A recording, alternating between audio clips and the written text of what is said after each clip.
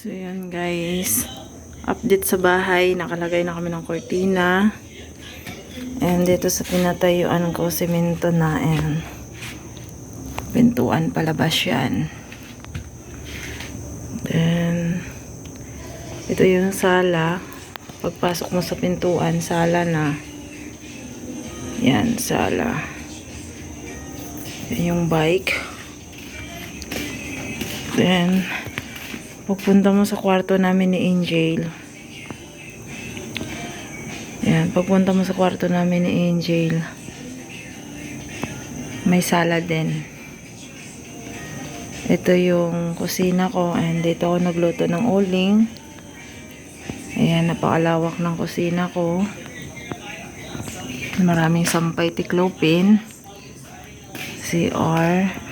Washing. Yan yung kwarto ko. Kwarto ni Angel. Ayan. Yan yung kwarto ko. Walang natulog dyan. Ayoko matulog dyan kasi wala akong katabi.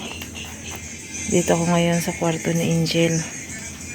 Ayan. So, bago ka papasok ngayon sa kwarto namin dalawa ni Angel, meron pang sala dito. Ayan. Ito sala.